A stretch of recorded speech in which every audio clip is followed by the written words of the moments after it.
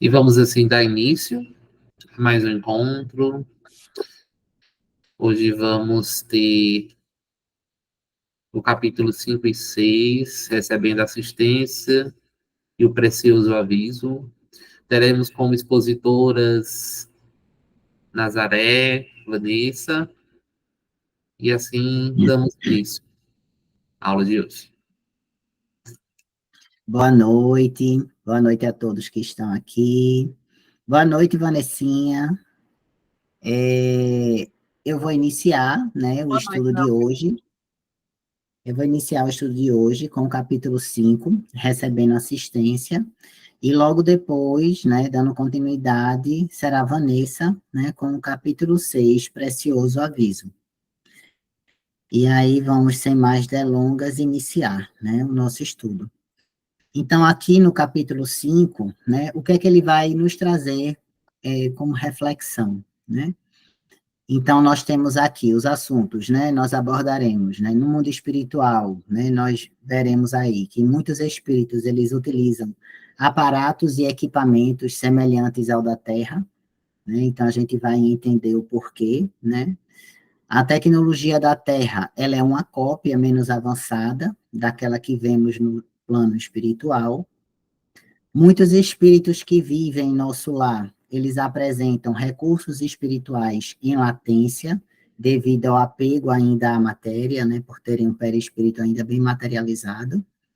Os espíritos assistidos em nosso lar têm suas condições perispirituais consequentes às suas ações e pensamentos enquanto estavam encarnados, e a assistência espiritual, ela visa tanto a cura física, né, do perispírito, né, aí o físico para esses desencarnados seria o perispírito, mas principalmente a reconstrução moral daquele desencarnado. Então, nós temos aí uma gama bem ampla de assuntos, né, que a gente vai vendo ao longo do texto.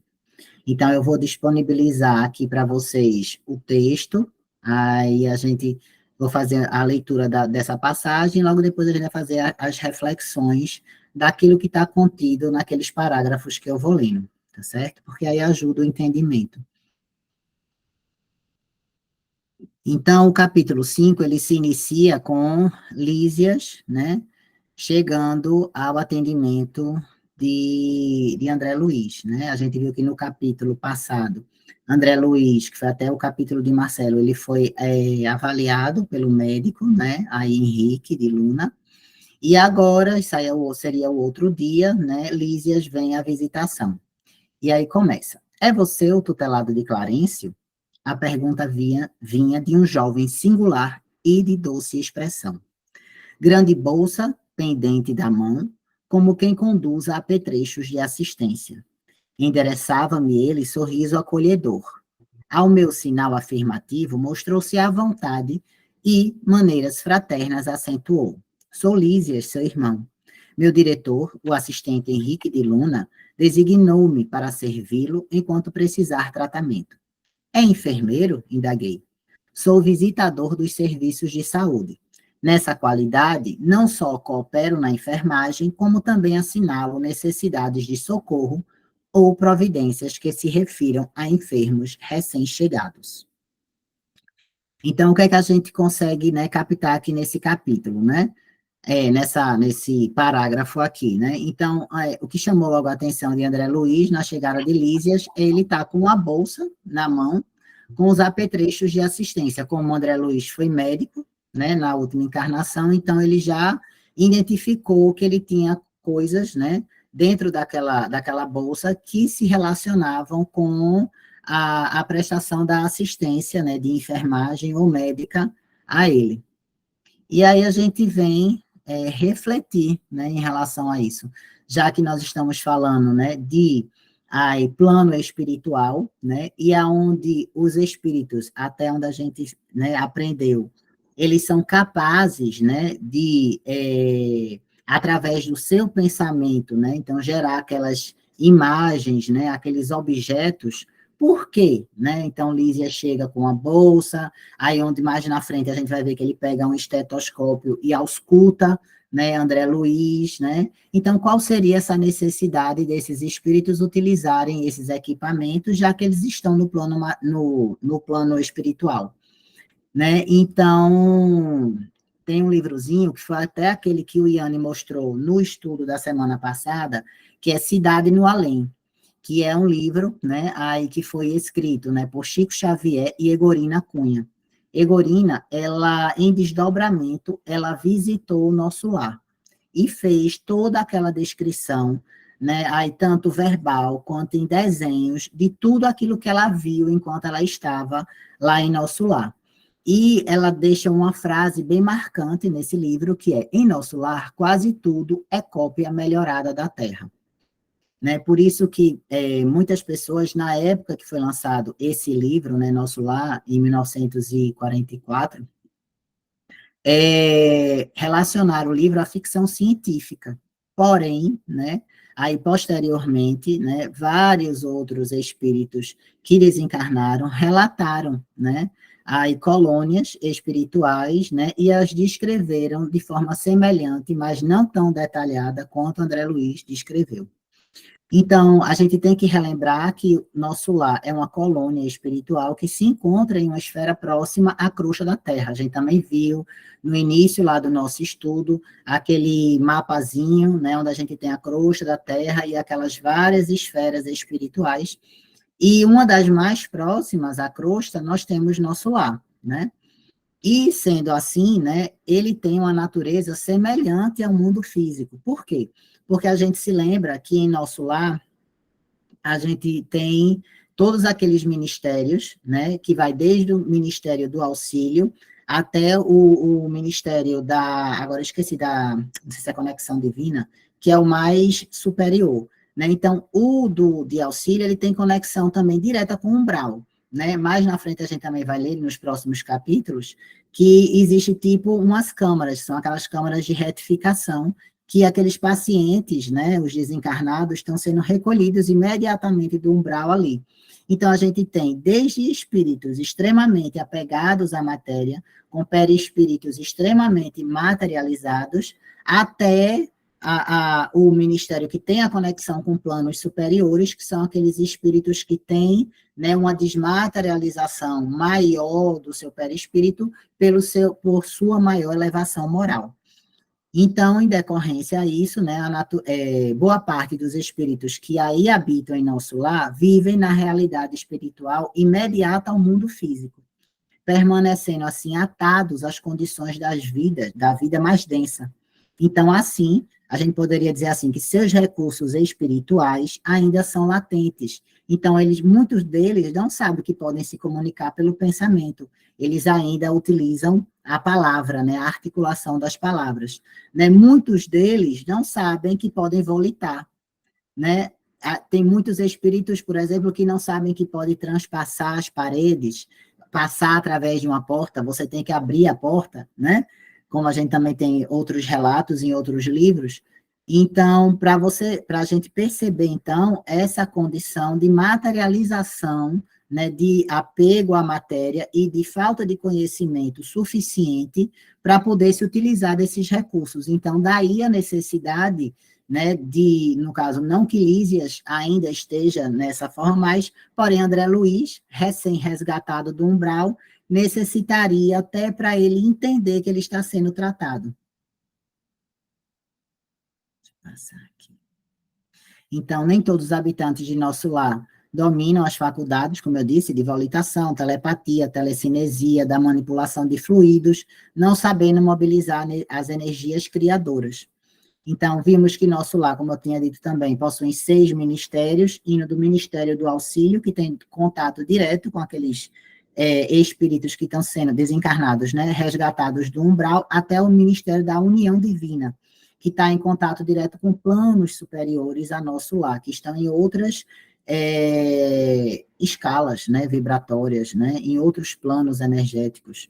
Então, daí concluímos que em nosso lar nós encontramos espíritos em diferentes graus de materialização e de conhecimento moral. Daí essa necessidade de se utilizar esses apetrechos, né? Daí a necessidade de muitos deles terem que se alimentar, né? Aquela sopinha, a aguinha, né? Então, ainda devido a esse apego, né? À matéria, ainda devido a esse perispírito bastante materializado, bastante denso.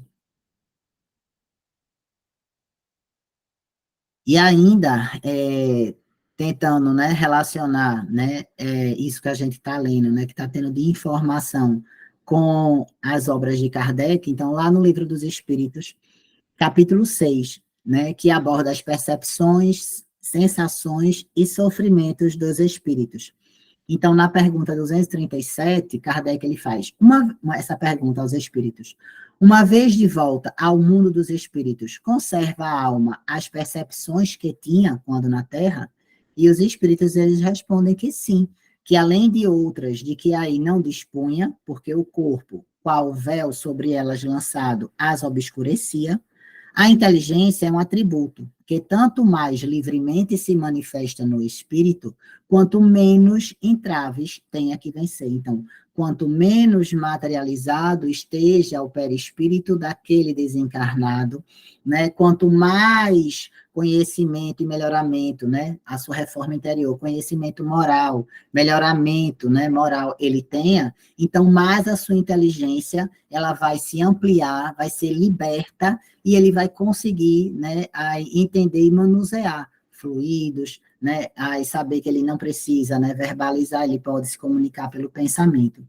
E ainda dentro das obras de Kardec, na Gênese, capítulo 16, item 9, tem lá essa descrição de Kardec. Por efeito do desenvolvimento moral, alarga-se o círculo das ideias e das concepções. Por efeito da desmaterialização gradual do perispírito, este se purifica dos elementos grosseiros que lhe alteravam a delicadeza das percepções, o que torna fácil compreender-se que a ampliação de todas as faculdades acompanha o progresso do espírito. Então, em nosso lar, por essa ligação maior, por essa proximidade maior com a crosta, né, ainda há necessidade, né, de certos apetrechos, a gente vai ver que tem aparelhos semelhantes a televisões, a gente, né, aí vislumbra lá as árvores, as flores, e à medida que, né, as colônias elas vão mudando de esferas, vão se distanciando da crosta terrestre, aí esses espíritos que aí habitam, eles se desmaterializam, seu perispírito ele fica mais quintessenciado, né, a sua inteligência, a sua consciência, ela se amplia, e eles conseguem manipular e perdem os fluidos, né, as energias, e eles perdem essa necessidade desses apetrechos, dessas formas materiais, né, palpáveis. E aí, dando continuidade à leitura. Notando minha surpresa, né, explicou. Nas minhas condições, há numerosos servidores em nosso lar. Isso aqui é Lísias conversando com André Luiz. O amigo ingressou agora na colônia e, naturalmente, ignora a amplitude dos nossos trabalhos. Para fazer uma ideia, basta lembrar que apenas aqui, na seção em que se encontra, existem mais de 1.000 doentes espirituais. E note que este é um dos menores edifícios do nosso parque hospitalar. E aí André Luiz exclama, tudo isso é maravilhoso. Né? Aqui a gente tem uma percepção, né, de como a gente, né, nós encarnados, saímos doentes, né, e chegamos ao plano espiritual. Né? Então, só em uma sessão de um dos hospitais, que é o menor, tem mais de 1.000 doentes espirituais. Então, a necessidade dessa nossa reforma íntima, do nosso conhecimento, da gente deixar de lado os nossos vícios, né? Então, quando Lísias fala aí do trabalho, né, mais na frente ele vai novamente tocar nesse ponto e mostrar que é uma bênção da providência divina essa possibilidade de trabalhar.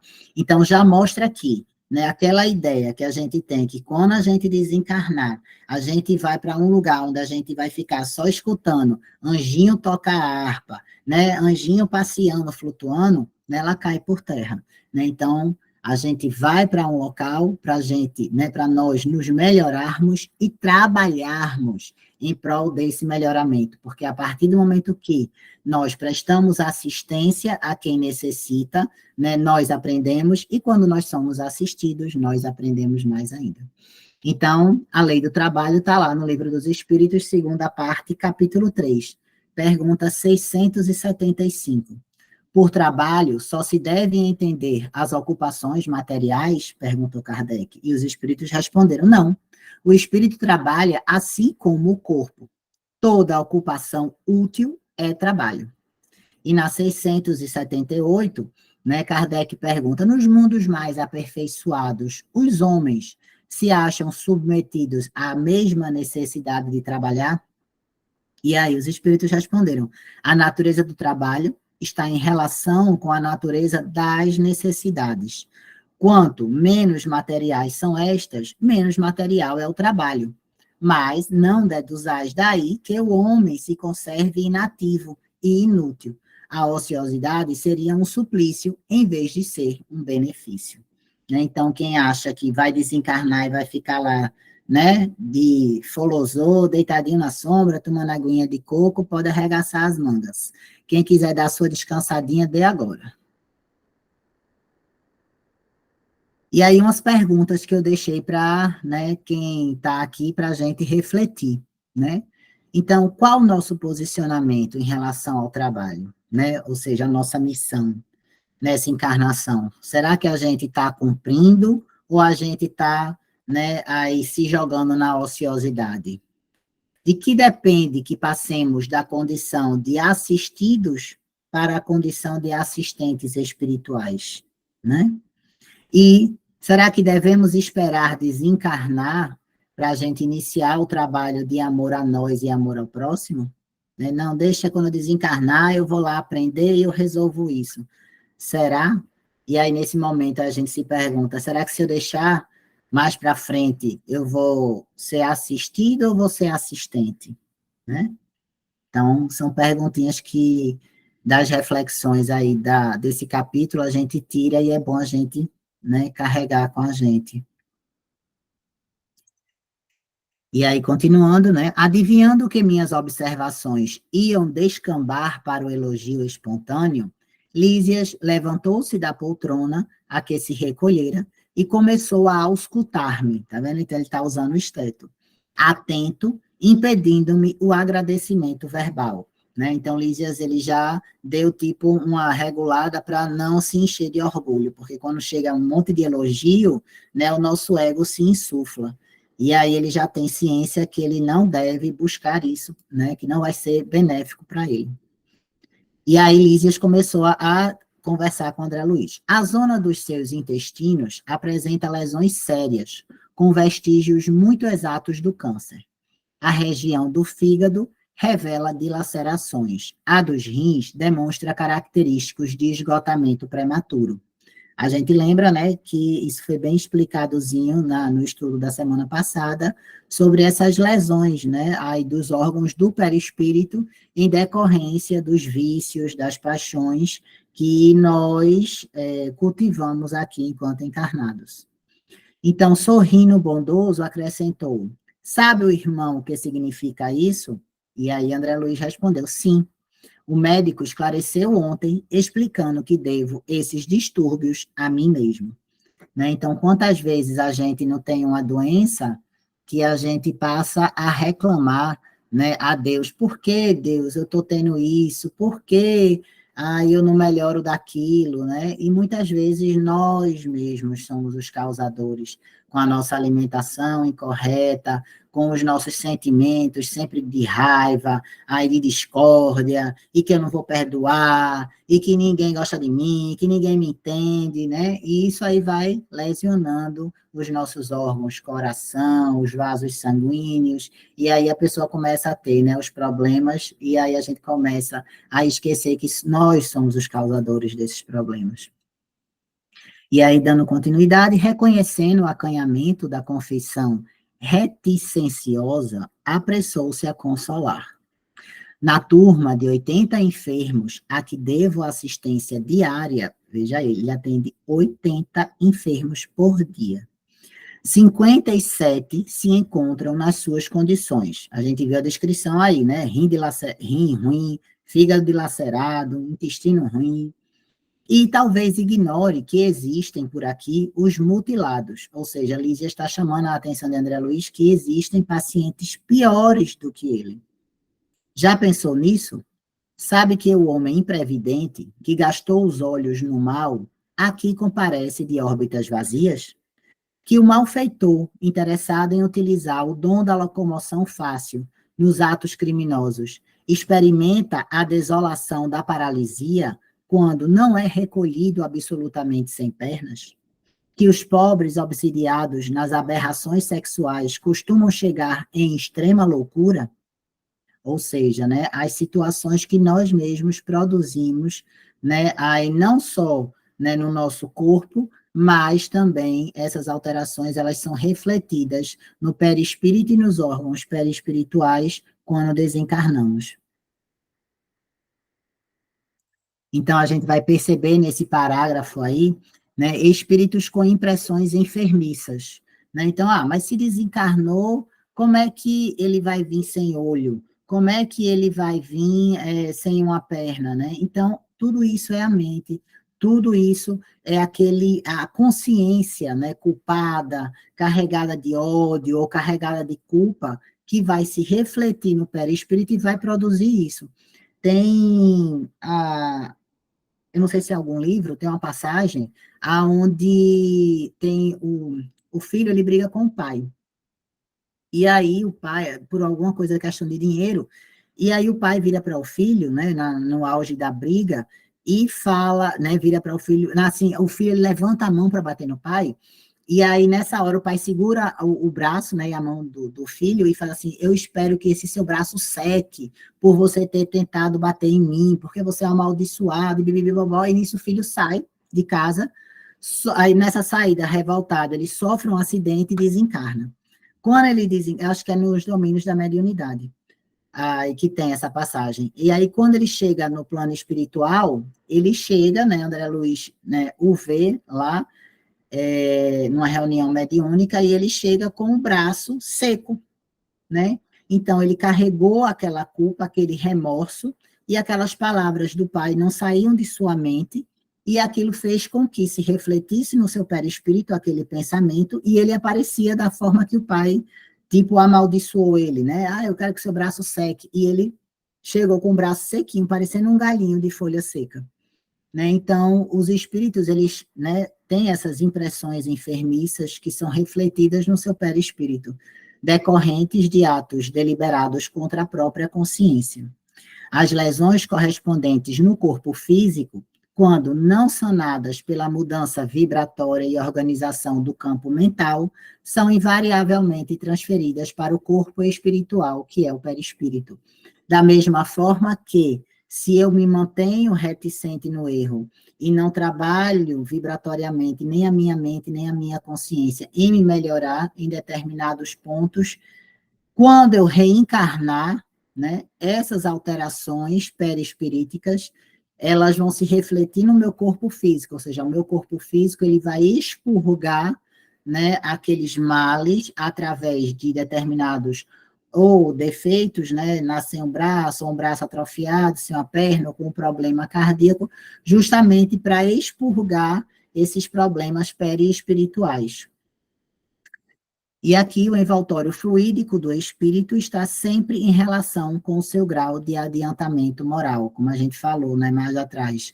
Quanto melhor, né, moralmente aquele espírito ele se desenvolve, ele trabalha, né, então mais o seu perispírito ele vai ficar desmaterializado, a gente poderia dizer assim, menos denso, mais quintessenciado, mais fluido, mais leve, e assim a sua consciência pode se expandir de forma mais adequada.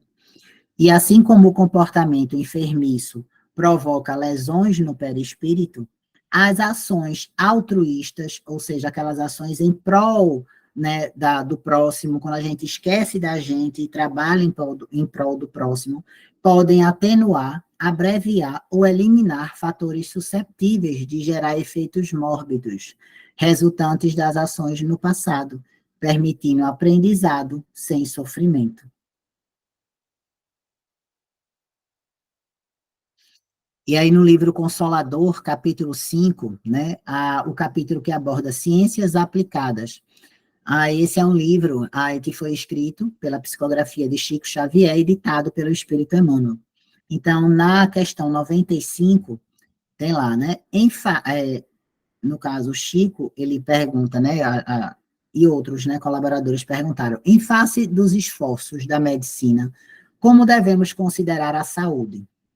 E aí, Emmanuel ele responde: para o homem da Terra, a saúde pode significar o equilíbrio perfeito dos órgãos materiais. Para o plano espiritual, todavia, a saúde é a perfeita harmonia da alma, para a obtenção da qual, muitas vezes, há a necessidade da contribuição preciosa das moléstias e deficiências transitórias da Terra. Né? Então, eu trouxe aqui porque é bem importante esse capítulo, ele fala justamente desse tratamento espiritual que Elísias está aplicando em André Luiz e que ao longo do livro vai se desenrolar. Aí no Consolador ainda, né, capítulo 5, né, nas ciências aplicadas, só que a pergunta 96. E aí perguntaram, toda moléstia do corpo tem ascendentes espirituais? E aí Emmanuel respondeu, as chagas da alma se manifestam através do envoltório humano. O corpo doente reflete o panorama interior do espírito enfermo. A patogenia é um conjunto de inferioridades do aparelho psíquico. Né? Então, por isso que no perispírito, né, doente, você sabe que a mente, que a psique daquele desencarnado, a gente poderia falar assim, ela está doente. Então, o tratamento não é só material, mas é o tratamento interior, né? O melhoramento interior, o entendimento, né, do que é certo, do que é errado. E aí, dando continuidade à leitura, identificando minha perplexidade natural, prosseguiu. Nosso lar não é estância de espíritos propriamente vitoriosos, se conferirmos ao termo sua razoável acepção. Somos felizes porque temos trabalho, novamente aí a lei do trabalho. E a alegria habita cada recanto da colônia, porque o Senhor não nos retirou o pão abençoado do serviço. Aproveitando a pausa mais longa, exclamei sensibilizado. Continue, meu amigo, esclareça-me, sinto-me aliviado e tranquilo. Quer dizer, André Luiz, ele tinha sede, né, de conhecimento. Não será esta região um departamento celestial dos eleitos? Olha, pobre coitado, achando que era, né, ali é o paraíso. E aí Lísias sorriu e explicou. Recordemos o antigo ensinamento que se refere a muitos chamados e poucos os escolhidos na terra. E vagueando o olhar no horizonte longínquo, como a fixar experiências de si mesmo no painel das recordações mais íntimas, acentuou. As religiões no planeta convocam as criaturas ao banquete celestial. Vocês lembram, né? A parábola do festim das bodas. Em sã consciência, ninguém que se tenha aproximado um dia da noção de Deus pode alegar ignorância nesse particular. Incontável é o número dos chamados, meu amigo, mas onde os que atendem ao chamado? Com raras exceções, a massa humana prefere aceder a outro gênero de convite, ou seja, nós normalmente, né, esquecemos do convite, né, das bodas, né, o convite que Jesus nos fez, e a gente se volta para outros convites. Né? Eu não tenho tempo porque eu vou para uma festa, eu não tenho tempo porque eu tenho que trabalhar, eu não tenho tempo porque eu tenho que descansar, tenho que dormir um pouco, tenho que relaxar. Então, gasta-se a possibilidade nos desvios do bem, agrava-se o capricho de cada um e elimina-se o corpo físico a golpes de irreflexão. Né? Então, a história aí do suicida indireto. Né? Todos nós temos um pouquinho de suicidas indiretos. Resultado: milhares de criaturas retiram-se diariamente da esfera da carne em doloroso estado de incompreensão. Multidões sem conta erram em todas as direções nos círculos imediatos à crosta planetária, constituídas de loucos, doentes e ignorantes. E a gente achando que está numa posição boa, viu?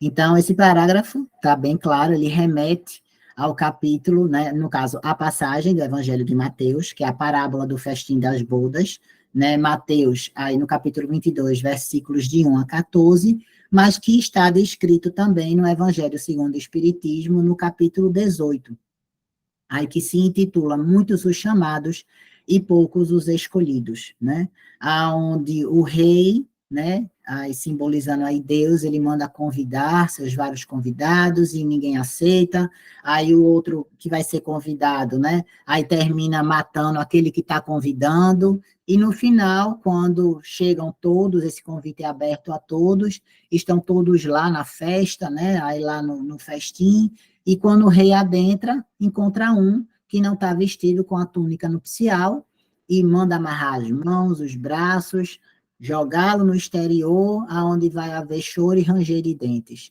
Ou seja, essa túnica espiritual, essa túnica nupcial, nada mais é do que a nossa preparação interior, do que a nossa modelação de um perispírito, né, trabalhado aí na reforma íntima.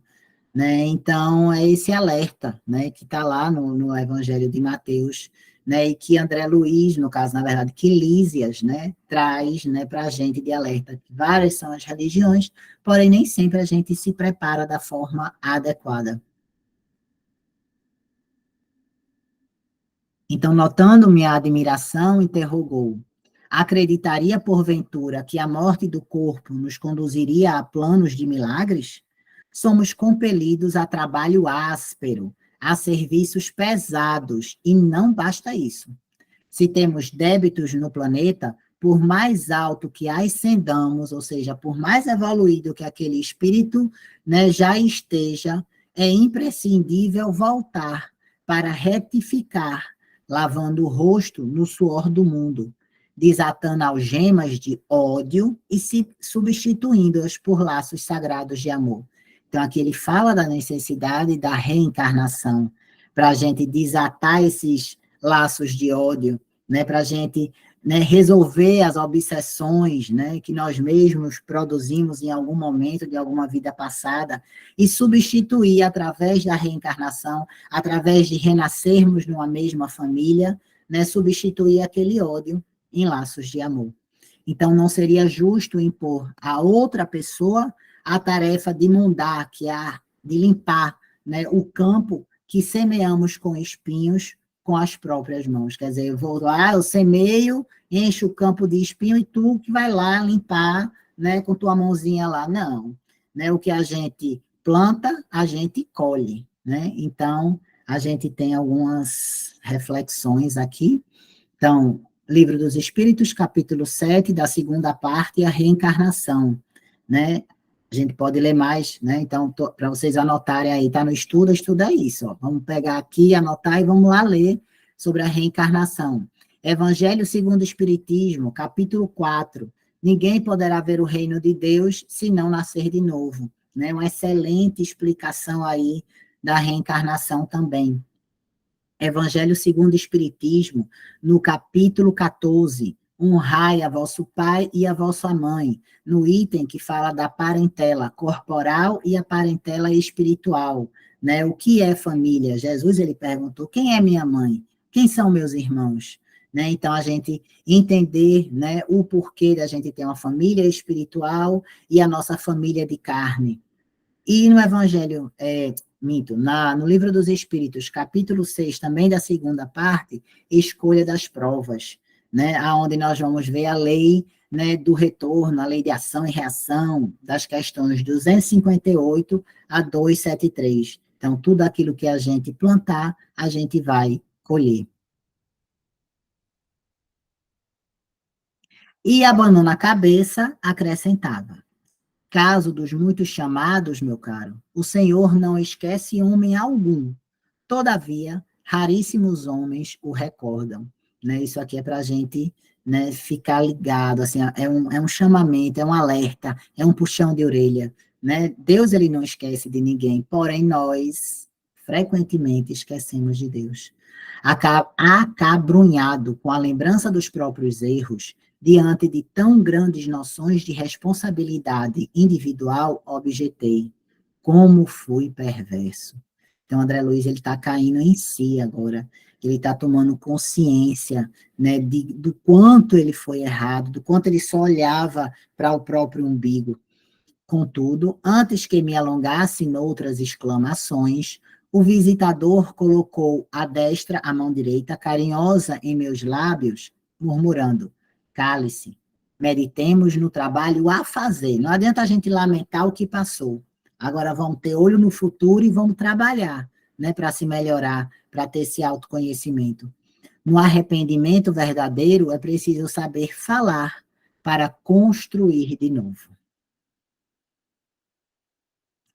Em seguida, aplicou-me passes magnéticos, atenciosamente, fazendo os curativos na zona intestinal e esclareceu. Não observa o tratamento especializado da zona cancerosa? Pois note bem, toda medicina honesta é serviço de amor, atividade de socorro justo, mas o trabalho de cura é peculiar a cada espírito. Meu irmão será tratado carinhosamente, sentir-se-á forte como nos tempos mais belos da sua juventude terrena. Trabalhará muito e creio que será um dos melhores colaboradores em nosso lar. Né? Ele já estava predizendo aí o futuro. Entretanto, a causa dos seus males persistirá em si mesmo, até que se desfaça dos germes de perversão da saúde divina, que agregou ao seu corpo sutil pelo descuido moral e pelo desejo de gozar mais que os outros. É aquilo que muitas vezes a gente se vicia no passe e a gente esquece de se tratar interiormente. E aí a gente nunca vai melhorar. A carne terrestre, onde abusamos, é também o campo bendito, onde conseguimos realizar frutuosos labores de cura radical, quando permanecemos atentos ao dever justo. Se a gente desenvolveu a doença, só nós mesmos podemos nos curar. E aqui tem uma passagem do Evangelho de Mateus: ele tomou sobre si as nossas enfermidades e levou as nossas doenças. Mateus capítulo 8, versículo 17. E no livro Siga-me, também escrito pela psicografia de Chico Xavier, ditado pelo Espírito Emmanuel, no capítulo O Passe, eu achei muito lindo isso aqui. Emmanuel, ele traz uns esclarecimentos, e aí é onde ele fala: meu amigo, o passe é transfusão de energias físico-químicas, operação de boa vontade, dentro da qual o companheiro do bem recebe de si mesmo em teu benefício. Se a moléstia, a tristeza e a amargura são remanescentes de nossas imperfeições, enganos e excessos, importa considerar que, no serviço do passe, as tuas melhoras resultam da troca de elementos vivos e atuantes. Na esfera da prece e do amor, um amigo se converte no instrumento da infinita bondade, para que recebas remédio e assistência. Ajuda ao trabalho de socorro a si mesmo, com o esforço da limpeza interna. Né? Então, é isso que Lísia está fazendo uma transferência de energias salutares, né? De energias de amor, de caridade, né? Para André Luiz se melhorar, porém, ele mesmo tem que se trabalhar interiormente. Meditei os conceitos, ponderei a bondade divina e na exaltação da sensibilidade chorei copiosamente. Lísias, contudo, terminou o tratamento do dia com serenidade e falou: quando as lágrimas não se originam da revolta, sempre constitui remédio depurador. Chore, meu amigo, desabafe o coração e abençoemos aquelas beneméritas organizações microscópicas que são as células de carne na Terra. Eu achei tão lindo ele falando aqui das células. E André Luiz, mais na frente, no livro Evolução em Dois Mundos, ele vai também, né, fazer um cumprimento, né, às nossas células, aonde ele chama de pequenos animáculos, né? Tão humildes e tão preciosas, tão detestadas e tão sublimes pelo espírito de serviço, né? Porque as células, quando a gente lê a Evolução em Dois Mundos, a gente percebe que elas são princípios espirituais que nos ajudam a compor o nosso corpo. Elas são regidas, elas obedecem, né, aí com o espírito de serviço aos comandos do nosso espírito. Então, sem elas, que nos oferecem templo à retificação, elas constituem o nosso templo ao nosso melhoramento, que é o nosso corpo físico. Quantos milênios gastaríamos na ignorância? Assim falando, afagou-me carinhosamente a fronte abatida e despediu-se com um ósculo, com um beijo de amor. Então, né, a gratidão, nós sermos gratos, até as nossas células, né, elas necessitam de gratidão por estarem trabalhando em prol da nossa manutenção, da nossa vida. E que se a gente soubesse que toda vez que a gente tem um ataque de raiva, um ataque de ira, que a gente grita, que a gente quebra as coisas, a gente está matando várias células. Isso já é comprovado pela ciência. Então, a importância, né, da mansuetude, da calma, do autoconhecimento, do melhoramento, da reforma íntima. Pronto, e agora eu vou deixar vocês, que eu já falei demais, com Vanessinha, com o estudo do capítulo 6, Precioso Aviso. Vou parar aqui de compartilhar. Boa noite, gente. Parabéns, foi ótima a explanação. Vou continuar aqui com vocês. Hoje eu vou falar um pouquinho sobre o Precioso Aviso. A parte que me cabe é o capítulo 6, é um capítulo curtinho, mas que traz algumas reflexões bastante importantes para o nosso dia a dia, para as nossas observações que a gente tem que fazer, quer queira, quer não. Esse capítulo, ele versa sobre um diálogo entre Clarencio e André Luiz. E aí ele chama-se Precioso Aviso porque nesse diálogo, André Luiz expressa algumas questões íntimas e Clarencio acaba por aconselhá-lo nesse sentido de fazer com que ele se perceba. Então, é um aviso que, de fato, também vem a ser um conselho para que ele possa continuar a sua estadia em nosso lar da melhor forma possível. Então, para a gente trazer alguns pontos de reflexão, o diálogo começa com o Clarencio perguntando como é que está sendo agora a estadia de André Luiz lá no momento em que ele está no processo de recuperação, mas como é que ele está se sentindo, se ele está se sentindo melhor. E aí, dentro desse contexto, André Luiz, claro, como todos nós, quando vê uma brechinha, quando alguém pergunta assim, você está melhor? A gente tende a, naquele primeiro momento, dizer assim, mas sempre tenho mais. E aí, a partir desse mais, é que a gente vai perceber, então, alguns pensamentos que, apesar de tudo, veja, o capítulo que Nasa falou anteriormente, ele recebe diversos conselhos ali, pontuais, falando da sua saúde, falando da importância do pensamento, mas ainda assim, ele está em processo de recuperação. Então, obviamente, a gente vai perceber em alguns momentos uma certa recaída. Então, nesse capítulo 6, a gente percebe no diálogo uma recaída, mesmo que no capítulo 5, quando fala da assistência preciosa, ele tenha sido alertado em alguns pontos. E aí, eis que, ao responder a pergunta do Clarencio, ele acaba por se lamentar. Ele fala, olha, eu estou melhor, mas ainda me dói a parte do intestino, ainda sinto as dores, como se ele estivesse no corpo físico, mas ele sente essas dores no perispírito, ainda se sente, de alguma maneira, angustiado pela situação em que se encontra, porque, veja, quando a gente para pensar, André Luiz era uma pessoa que estava acostumada a cuidar, mas agora ele estava numa situação de assistido. Alguém estava cuidando dele, ele se viu dependente de alguém. Quando nós estamos encarnados, estamos acostumados a estar ativo e estar na posição que ele se encontrava, é muito difícil, às vezes, você se despir e aceitar aquele auxílio. Então, ele estava aceitando o auxílio, mas, no fundo, tinha as suas lamentações também. Eis, então, que ele prossegue, falando dessas lamúrias de estar sentindo as dores, de que, lamentavelmente, ele não está conseguindo fazer muita coisa e tal. E aí, percebendo que nesses primeiros interins ali do que ele está falando, Clarencio não esboça nenhuma reação ou nenhuma crítica de dizer, olha, para de reclamar por aí, ele se sente, obviamente, como nós também, encorajados a continuar suas lamentações. E aí, eis que ele começa, então, a começar a discorrer sobre a saudade da sua família, sobre o quanto que ele se dedicou à família e, enfim, durante a sua vida corporal, ele procurou ser um homem correto na sua concepção do que seria ser correto, e de que maneira isso hoje não retribuiu para ele de forma justa. Então, ele entra num diálogo, num caminho, onde ele não só fala das suas lamentações físicas, mas também da saudade da família, o que é muito comum e é muito válido, mas, sobretudo, ele entra até num questionamento do que ele pode ter sido injustiçado, já que ele procurou ser uma pessoa dentro do que a sociedade pedia, correta.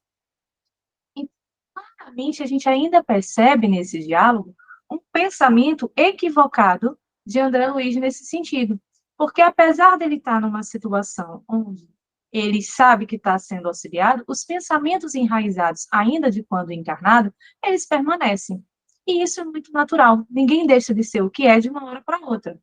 Ninguém, de alguma maneira, só porque desencarnou, vai se tornar bom ou ruim. É algo que pode acontecer gradualmente, quando a gente vai tomando, então, essa consciência do que é importante quando a gente desencarna. Mas isso é processo do espírito.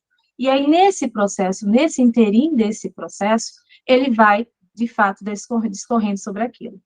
Clarence pacientemente o escuta, mas chega um determinado momento, que depois de tanta lamúria, ele faz uma seguinte pergunta: meu amigo, você quer curar verdadeiramente o espírito?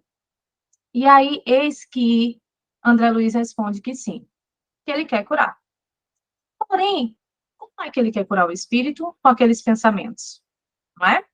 E então Clarencio começa falando exatamente sobre isso. Como é que a gente pode curar as enfermidades do espírito? Nada trouxe no capítulo anterior a explanação a respeito do quão importante é o cuidado com a nossa higiene mental. O cuidado com o que nós pensamos, que tipo de vibrações nós estamos emitindo e de que maneira isso reflete no nosso corpo físico. E aí, consequentemente, também no nosso perispírito. É uma troca constante. E dentro desse contexto, ele fala sobre a importância de você aprender a não se lamentar, a não criar pensamentos negativos, dores desnecessárias, para você, em função desses pensamentos negativos que vão te adoecendo não só o corpo, mas o espírito e vice-versa. E aí, dentro desse contexto, a gente vai trazer uma reflexão importante. Quantos de nós, na nossa vida, não costumamos lamentar? A gente lamenta muito o tempo todo. Quando alguém pergunta, como é que você está? A tendência é que no primeiro momento a gente, bem, outras vezes, não tão bem assim.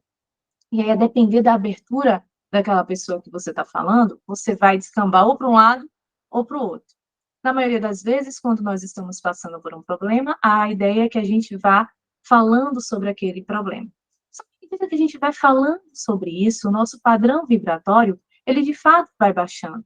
As nossas ideias, os nossos sentimentos, eles vão ficando contaminados pelas lembranças, pelo sentimento de raiva, de tristeza, de angústia. E, ao contrário, também acontece. Quando a gente fala de coisas boas, a gente vai também mudando o nosso padrão vibratório e isso vai refletindo no nosso físico. Mas dentro do contexto que nós estamos falando, à medida que André Luiz ele foi se lamentando, ele foi baixando esse padrão vibratório. E quanto mais ele baixava esse padrão vibratório, mais ele se envolvia em situações e em pensamentos negativos.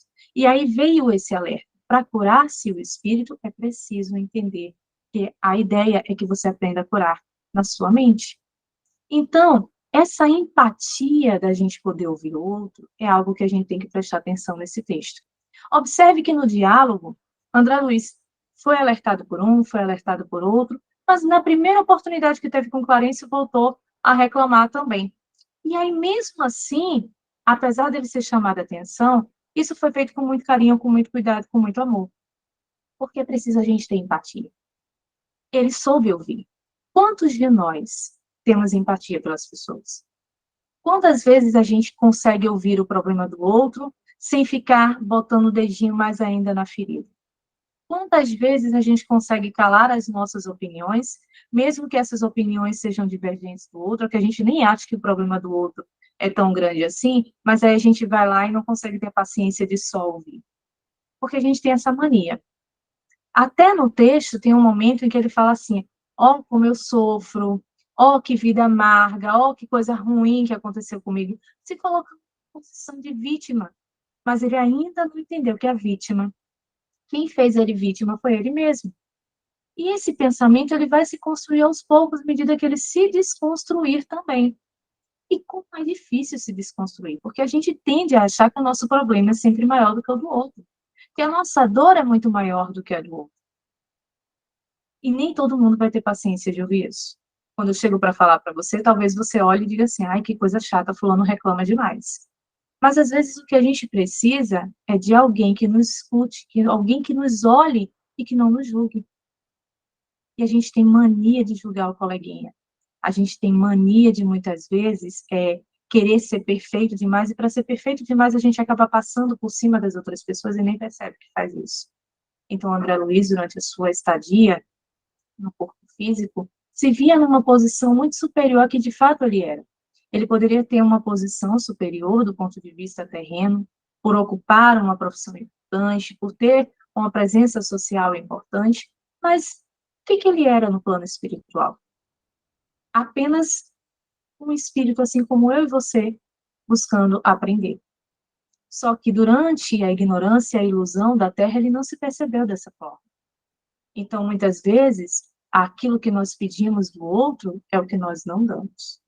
E esse diálogo versa exatamente sobre esse ponto, a ilusão que nós criamos de nós mesmos. A gente se acha muito bom quando está encarnado. Às vezes a gente faz uma coisinha aqui e a gente faz, nossa, como eu sou bom nisso. Nossa, como esse gesto foi bacana. Mas o que a gente esquece é que muitas vezes o que vai pesar para que aquilo conte positivamente ou não é, de fato, a intenção com a qual a gente fez aquele gesto. Não adianta, por exemplo, eu querer parecer boa socialmente, mas se intimamente eu só estou fazendo aquilo porque eu quero reconhecimento social. Obviamente que alguém vai se beneficiar com isso. De fato vai. Mas você, que poderia ter o mérito das suas ações, porque aprendeu a fazer sem esperar nada em troca, perde. Porque no final das contas, nós mascaramos a nossa atitude. Perceba que mesmo essa caridade, quando ela é feita de forma ainda que velada ou de alguma maneira contra gosto, e aí eu vou trazer o nosso lar. Nesse momento que a gente está falando sobre isso, vale a gente trazer uma ceninha que aconteceu. André Luiz, ele atendia uma pessoa, e essa pessoa que ele atendia não tinha condições de pagar a sua consulta, mas era somente porque a sua secretária colocava essa pessoa para ele atender. E muitas vezes, quando ele via, ele ia atender, mas não atendia muito satisfeito, não. Então, ele fazia essa caridade por vontade própria, mas meio que para só agradar ali o que a secretária estava pedindo, enfim, por fazer, digamos assim. E a gente pensa, poxa, se foi por fazer, ele não vai ter um benefício sobre isso. Poderia ter mais, mas teve o benefício. Por que ele teve o benefício? Porque a outra pessoa não via nele a má vontade, só via a boa vontade dele atender. E aí essa senhora desencarna, e tem um momento de encontro com André Luiz, e quando ele vai lá no plano espiritual, que ele vai ver quem rezou, quem orou por ele, era essa senhora e a sua mãe que tinha feito essa oração. Então, a caridade que ele fez, ainda que a contragosto, resultou um benefício para ele, porque o outro teve uma empatia que talvez ele não tenha tido. E veja, às vezes a gente faz uma coisa, a outra pessoa não percebe a nossa intenção, fica muito grato, e essa gratidão ela é genuína, e de alguma maneira ela vai nos beneficiar. Mas nós mesmos, por falta de consciência, perdemos a oportunidade de fazer o ato verdadeiramente. Então, nesse diálogo com o Clarencio, a gente extrai daí não só a empatia, mas a observação do quanto nós nos iludimos com aquilo que somos, com aquilo que acreditamos ser, e na realidade estamos muito longe dessa construção. Obviamente que o vitimismo é algo que nós trazemos conosco, a autopiedade também, a gente tem essa mania, né, de achar que o mundo é injusto conosco, mas não vemos o quanto nós também não contribuímos positivamente para o mundo. Essa reflexão é uma reflexão pertinente a todos nós. Nós estamos na doutrina espírita hoje, e estarmos na doutrina espírita não nos torna espírita. Muitas vezes nós estamos aqui, e mesmo entre nós temos inúmeras dificuldades de lidar, seja com a própria doutrina, pelas regras que ela traz, pelos ensinamentos que ela traz. Nós temos problemas de convivência, nós temos problemas de muitas vezes o nosso ego falar muito alto, a nossa vaidade fala muito alto, o nosso egoísmo fala muito alto. E a gente não se percebe nessa condição. Quantas pessoas dentro do meio espírita, e eu falo nós porque também estou incluída nisso, todos nós, às vezes tem aquela ilusão de que está fazendo tudo certo, mas no fundo, a gente está pecando em alguma coisa e a gente não se percebe nesse processo.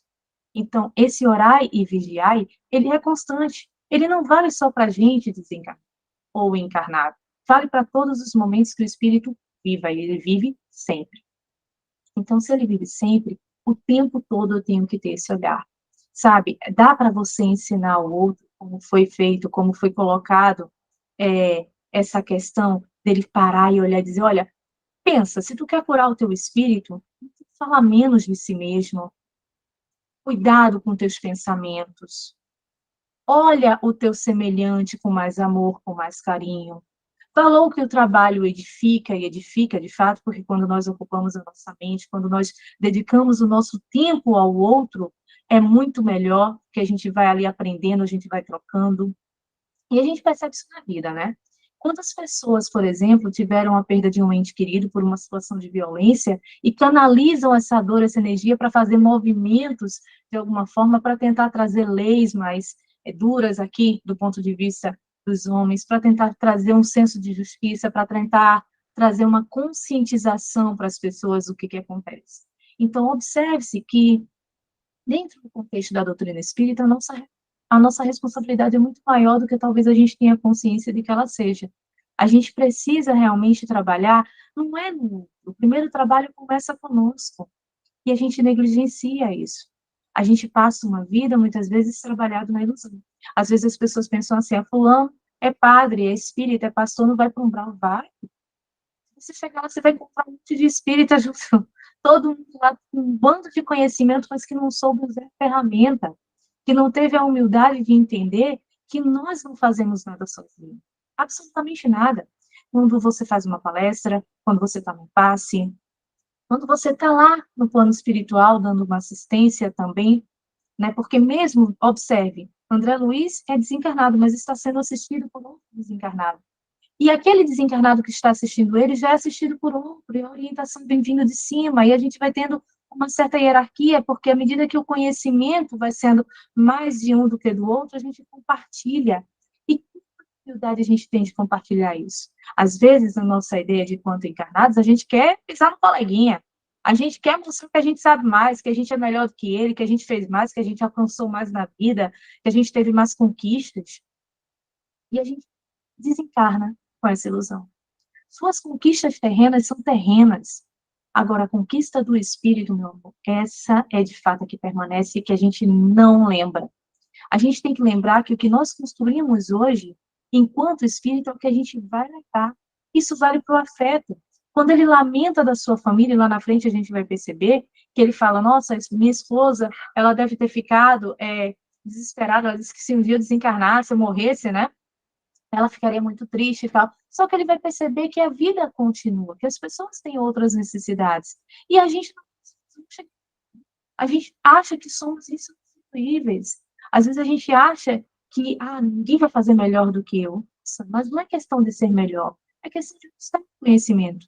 O conhecimento está aí para todos nós. Alguns têm mais facilidade, mais oportunidade, digamos assim, de ter mais acesso ao conhecimento, mas está aí.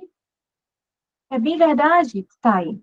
E de alguma maneira, quando nós nos esforçamos, as portas vão se abrindo. Abrir a nossa mente para o novo, abrir a nossa mente com humildade, nos falta muito isso. A gente é muito focado, às vezes até no nosso meio social como um todo, a gente quer sempre ser o melhor. E André Luiz desencarnou com esse pensamento, de que ele era o melhor pai, de que ele era o melhor marido, de que ele era o melhor médico, de que ele era o melhor em tudo. Que ele é cara exemplar para a sociedade. Ele se construiu nesse processo. Agora, imagine você desencarnar e alguém dizer assim, olha, você nem era tão bom assim. Porque, na realidade, esse alguém que disse para ele que ele não era tão bom assim foi a própria consciência. À medida que ele foi despertando e abrindo as portas para isso. Quando a gente fala de reforma íntima dentro da doutrina espírita, a gente está falando desse olhar para dentro. Emmanuel tem um texto muito interessante, eu particularmente gosto bastante, que é no livro Pensamento e Vida. Ele fala assim, que no capítulo, acho que é no capítulo 2, ele fala que o espelho da mente, né? A gente tem o espelho da mente. E nesse capítulo ele fala que os nossos pensamentos são esse espelho da mente. E aí a gente fica, poxa, mas espelho da mente e pensamento na medida que você vai lendo, ele vai falando daquilo que nós vemos, construímos enquanto imagens, enquanto encarnados e enquanto desencarnados, isso vai refletir negativamente ou positivamente na nossa vida, ao longo de toda a existência do espírito. Se você considera que o espírito ele é imortal, eu pergunto, quantas coisas não tem no espelho da nossa mente? Quantas coisas refletidas nós não vamos ver ali? De diversos momentos da nossa vida, de encarnações diversas que tivemos a oportunidade de ter até aqui. E nem sempre o que a gente vai ver vai ser agradável. Mas se eu for me preocupar com o todo, talvez eu não consiga me concentrar com o agora. Então, muitas pessoas entendem o seguinte: eu vou deixar essa reforma íntima para a próxima encarnação. Não.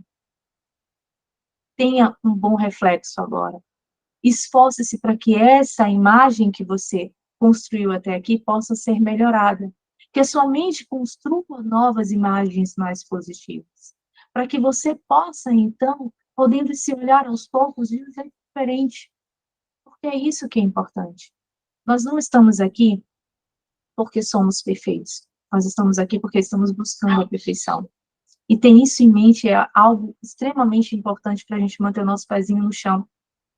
Quando você voa demais, quando você, viaja demais, às vezes a queda ela é muito dolorosa. E ela faz parte da vida. Mas veja, nós estamos aqui tendo acesso ao conhecimento. Não estamos? A gente consegue ter o livro para ler, a gente consegue estar aqui nesse momento, nesse ambiente, trocando ideias. E tudo isso é ferramenta importante para a nossa transformação. Agora a pergunta é, quantos de nós sabemos usar essa ferramenta? Quantos de nós estamos abertos para isso? Quantos de nós estamos dispostos a nos despir de nós mesmos, das nossas ideias, às vezes, um pouco preconceituosas, conceitos que talvez tenham sido criados muito mais pelos outros do que por nós mesmos? Quantas vezes a gente quer ser aceito? Na ideia de sermos aceitos, a gente acaba, às vezes, cedendo a uma pressão social, que não é interessante. E isso também nos conduz ao erro. Mas por que isso nos conduz ao erro? A culpa é do outro? Não, a culpa é nossa. Então, quando Clarencio chega para André Luiz e pergunta para ele como ele está, e aí ele se discorre nessa lamentação, à medida que ele vai avançando e depois ele é alertado sobre essa cura, e que fala, olha, cuidado com o que você fala, cuidado com o teu pensamento, cuidado com a tua lamentação, cuidado com a maneira como você se vê, porque às vezes o que você se viu não era o que você era. Quando ele traz todas essas reflexões, elas chegam a nós, se nós olharmos direitinho. Porque o erro que André Luiz cometeu é o erro que muitas vezes nós estamos cometendo e não percebemos isso. Apontamos no outro, mas não temos a capacidade de apontar em nós mesmos. E essa reflexão, ela é extremamente pertinente e importante para que a gente aprenda a caminhar com mais segurança. O Cristo, ele foi um modelo, ele é, na realidade, um modelo para que a gente possa seguir. Mas é preciso até ter humildade para seguir esse modelo. Muitos de nós, quando falamos do Cristo, nos achamos extremos detentores do conhecimento sobre ele. Mas ninguém sabe mais dele do que ele mesmo. O que nós temos sobre o Cristo são seus exemplos que foram ditos, que foram deixados por aqueles que tiveram a oportunidade de conviver. E cada pessoa que conviveu com Cristo tinha a visão desse Cristo. Mas a gente só vai saber como o Cristo se via no dia que ele chegar para a gente dizer. Não é verdade? Mas você tem a capacidade de saber como você se vê se você quiser. Os outros imaginam o que vocês são. Você tem que saber quem você é. Se você não sabe quem você é, você vai deixar que os outros digam o que você deveria ser. Então, é importante abrir a mente para si mesmo.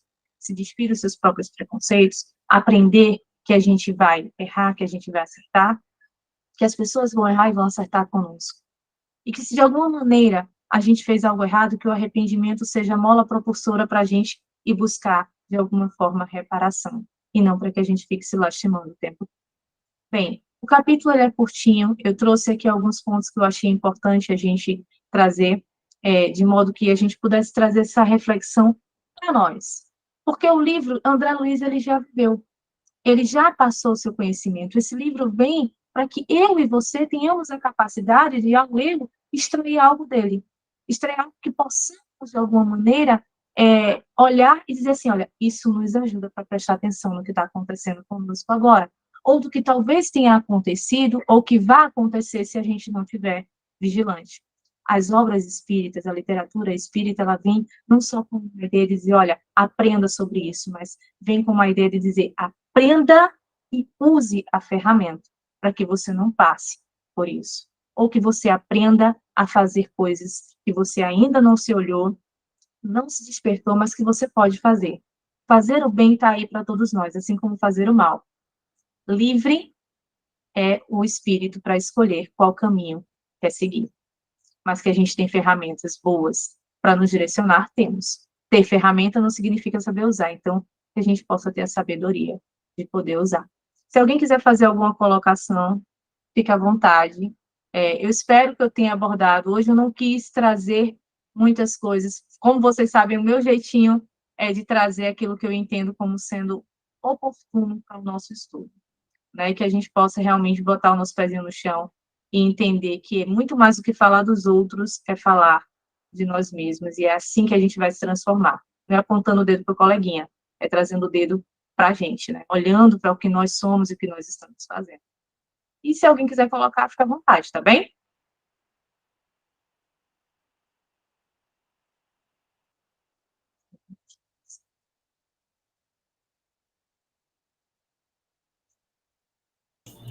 Pode falar, Sandra.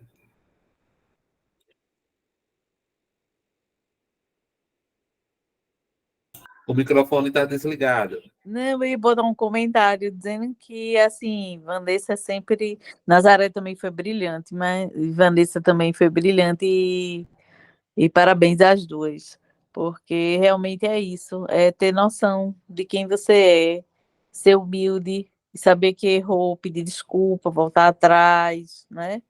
Isso aí é bem difícil no dia a dia. Parabéns, meninas, foi ótimo. Gratiluz, meu amor. Gratiluz pelo incentivo de vocês estarem aqui conosco, nos ouvindo, né? Obrigada pela paciência, porque eu sei que eu desinvesto. Então, muito obrigada a vocês por estarem aqui conosco, compartilhando desse momento. A gente está aprendendo junto, né? É para isso que a gente está aqui, para aprender juntos. Gratiluz, Sandrinha. Como eu só chego no final, né? Só chego na hora do amém, mas eu assisto depois. Eu estava no João de Deus, mas depois eu vou assistir todo. Eu só chego na hora do amém. Mas parabéns, gente. O trabalho está maravilhoso, viu? Vanessinha, ficou ótima a colocação aí. Realmente, a gente tem que fazer sempre essa reflexão, né? Sobre nossos atos, nossos pensamentos, pedir perdão quando errar. É isso que o Espiritismo nos ensina. Difícil é fazer. Verdade. Cheiro, amor. Difícil Tudo bom para isso. você. Obrigada, amor. Obrigada, Vamos às leituras aqui do bate-papo, tem algumas coisas. Vamos lá. Acho que esses primeiros comentários aqui do Clécio foi da primeira parte, né? Que ele colocou. Pois passamos ao plano espiritual com a mesma persona do plano terrestre. E é chegando e devemos continuar o trabalho para a purificação do espírito. Temos que estar melhor para compreender melhor a vontade de Deus. Ah, não, já era na sua parte já, pelo horário. A Inasa também colocou aqui: o vitimismo nos paralisa e não trabalhamos para melhorarmos. Ficamos parados, reclamando e sem buscar fazer algo para sairmos desse êxtase. É o pessoal dando parabéns. Temos aqui Laiane também. Henrique botou parabéns, meninas. Laiane colou aqui para mim. A melhor parte é quando o Clarence pergunta novamente se André está melhor e ele fala que está. KKK. Parabéns, meninas. Passei a semana inteira torcendo muito para chegar a segunda. Eu mando podcast. Pela indicação de vocês. A Laiane é lá de Abreu e Lima, né, Laiane?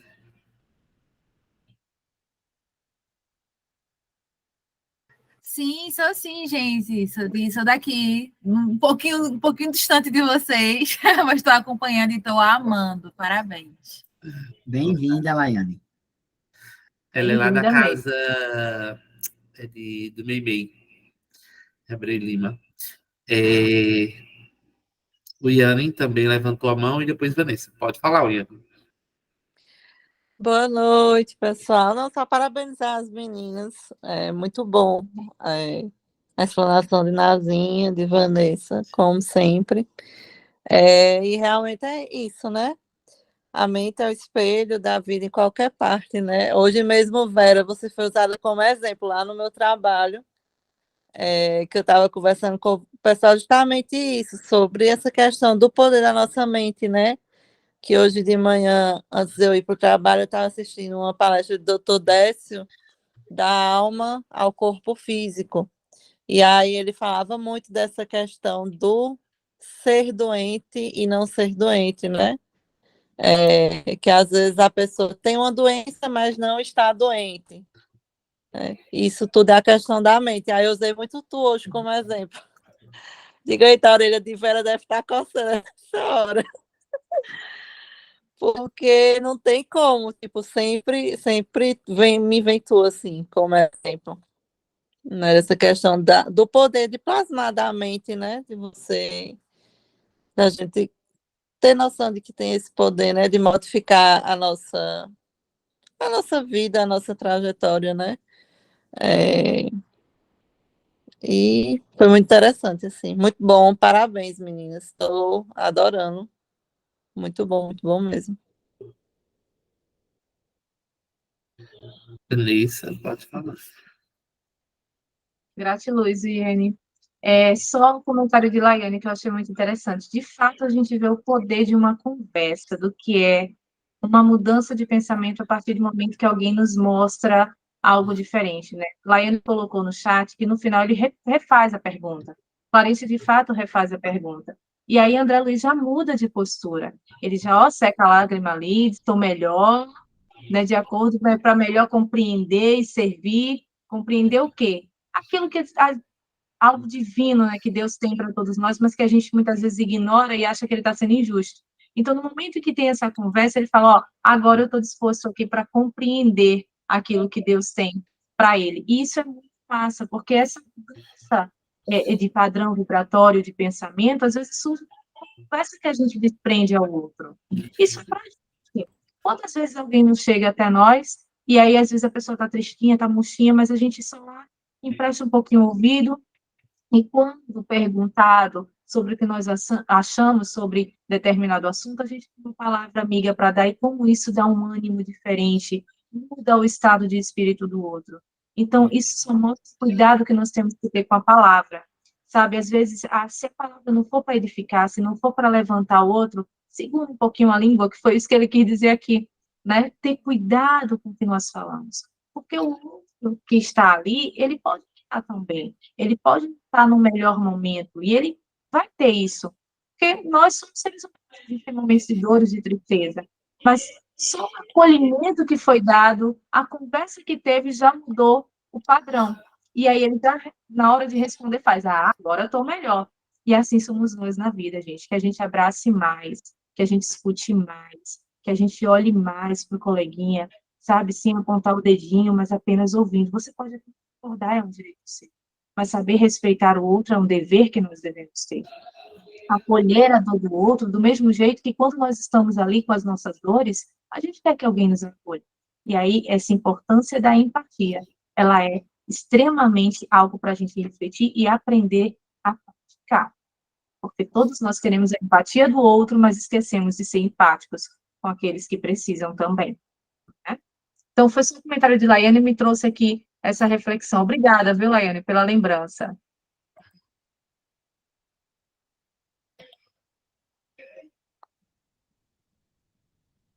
Mais alguma pergunta, dúvida? Berg escreveu umas coisas aí no chat. Não tinha visto. Vamos lá. Foi. Leni deu os parabéns, né? Berli também botou aqui. É indispensável criar pensamentos novos e disciplinar os lábios. Devemos vigiar e nos esforçar para mudarmos as vibrações de nossos próprios pensamentos. Somente conseguiremos equilíbrio abrindo o coração ao sol da divindade, se nos sentirmos verdadeiramente filhos de Deus, que é justo e bom. Entenderemos que temos muito mais motivos para agradecer do que reclamar por sofrimento que nós mesmos buscamos. Ele complementou. Cada vez que nos queixamos, vivenciamos novamente os nossos dramas e a repetição cria hábito mental. Dessa forma, torna-se mais difícil se libertar desse condicionamento comportamental e egoísta, que ressalta a própria dor e não percebe o sofrimento que o rodeia. Mas quanto alívio teria se dedicasse seus pensamentos e esforços para aliviar a dor dos seus semelhantes.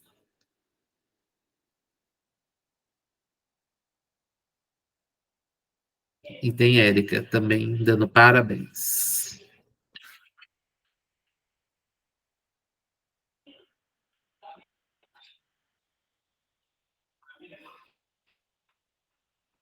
Pode falar, velhinho. O microfone está desligado. Realmente, né? Se a gente não procurar botar a mão na consciência sempre, né? Quando a gente tem a consciência já desperta para os ensinamentos do Cristo, a gente aprende que Deus não nos castiga. Ele simplesmente nos dá a oportunidade da gente quitar-se com as leis que nós mesmos destruímos. A gente planta sabendo que mais tarde vai colher, isso é fato. Só que nós vivemos num mundo de ilusão, que nem a história a caverna de Platão, né? A gente vive dentro dessa caverna, na ilusão das sombras que nos acompanham, e a gente não desperta. A gente fica sempre, quando vem as coisas ruins, a gente culpa quem? Deus, culpa o outro, e a gente esquece que nós mesmos somos os artífices da nossa felicidade ou da nossa infelicidade. Essa parte mesmo de André Luiz, que ele fica no umbral esse tempo todo. Porque ele não se reconhece como os erros que ele cometeu, ele não admitia, não tinha essa consciência. Né? Ele achava que o que ele fazia era certo, pela época que ele vivia e tudo mais. Né? Mas você vê que desde o momento que ele é socorrido, ele procura entender a situação e mudar. É isso que precisa fazer, compreender a nossa situação e mudar. Só que nem todo mundo consegue, né, filha? E a colocação das meninas aí é maravilhosa, eu gostei. Pena, Nazinha, eu não vi a sua, não, mas eu tenho certeza que foi porreta. Eu chego por último, na hora do amém, mas eu tô junto com você. Tá gravado. Você assiste e me diz. As minhas professoras, Vanessa, Verinha. Aí a pessoa tem que. Aí, só rapidinho, falando da caverna de Platão, até assisti essa semana um filósofo, né, atual falando, e ele disse que a gente está no momento da caverna de Platão, onde a gente está sentado, só observando as sombras das ilusões de todo mundo, nas redes sociais, paradinho lá, ó, só se iludindo, né, só vendo as aparências, né, só o que não existe, né, e aí a gente se frustra, e aí começa toda a problemática, depois a gente está vivenciando a caverna de Platão.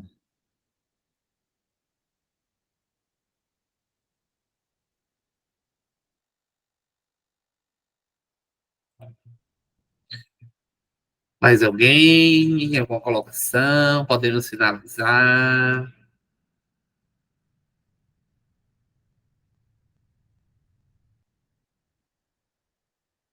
Quem quer fazer a prece?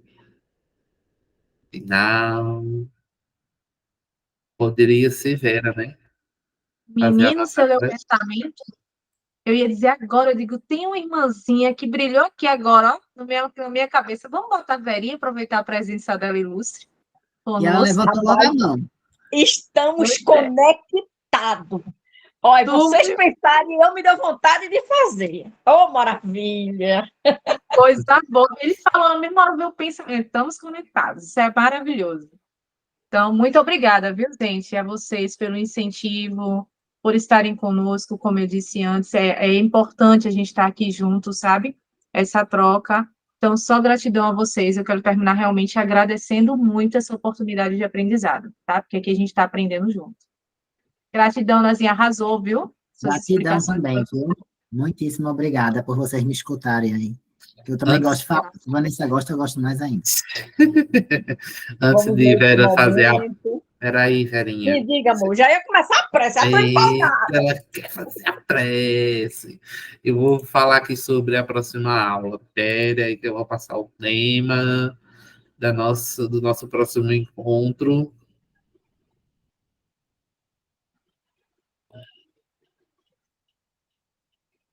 Deve ser em maio, dia 6, né?